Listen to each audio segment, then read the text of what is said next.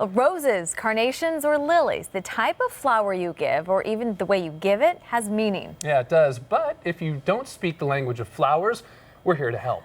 In the garden this morning, Nick Federoff gives our Dave Gonzalez and Sandra Mitchell a primer on the meaning of flowers.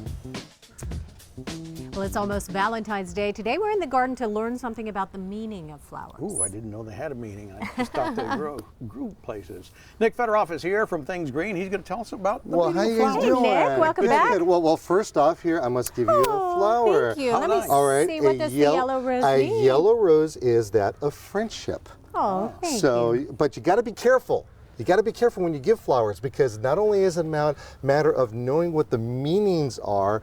For instance, baby's breath is festivities, and you've got delphiniums is boldness, and but they all mean something. And the reason why they mean something is because some wise guy back in the Victorian centuries decided they wanted to make it horrible for us guys. But there's a lot of meaning behind them. Not only when you know the meaning of the friendship flower, but if you give it. Because if you were to give this friendship flower to somebody upside down and with your left hand, take it, Dave, that's not good.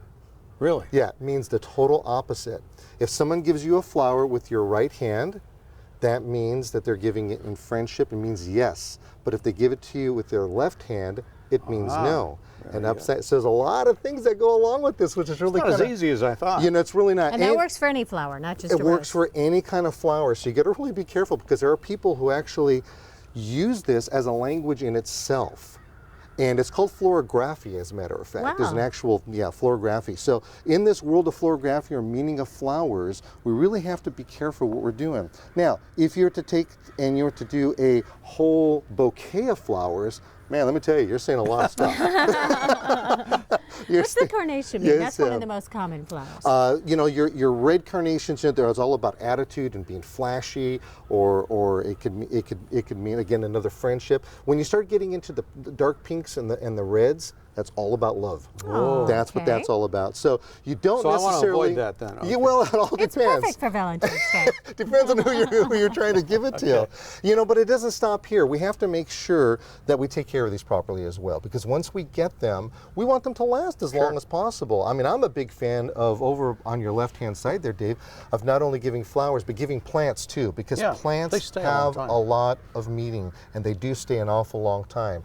So when you come to my website, thingsgreen.com, you're going to see a whole menagerie of meaning, so you don't get into trouble. But once you do get them, what you want to do is you want to take them and put them in some water, a sink of water. Then you want to cut them underwater.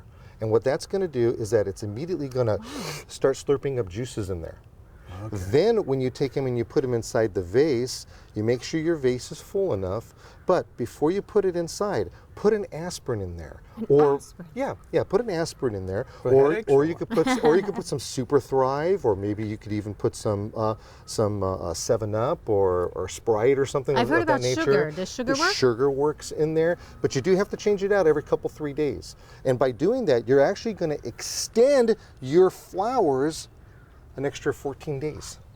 Really? So it's real important. Wow. If you can actually take the flowers then and keep them in cold. If you like, for instance, if you were to take this bouquet and put it inside the refrigerator at nighttime, then it's even that much longer. So it's pretty exciting when you really think about it. You can keep this whole meaning thing happening. You know, you get yourself a pink rose, which means friendship. You can get your red rose, passionate or love. You've got your iris for inspiration.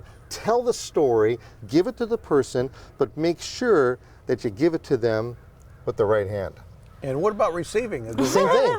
Yes. Really? Yeah, I have to receive with the you right have to hand? receive them there. You don't have to. It all depends on how you want to accept What message it. you want to send. So that's basically what we're talking about in the garden today here. And again, the information is available at thingsgreen.com. All right, Nick, thank you so much, and thanks for the rose, my friend. Indeed. Thank you, Nick.